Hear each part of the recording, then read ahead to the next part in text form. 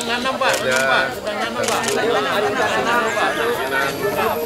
dari Kepolisian Resort Jawa Timur telah melaksanakan kegiatan makan bergizi di kampung Pengasah Tapak, Kecamatan Cijung.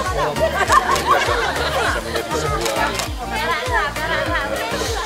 ini luar biasa, bisa menjadi suatu model penggerak dalam meningkatkan gizi masyarakat di Kabupaten Aceh. Terima kasih para pimpinan kepolisian.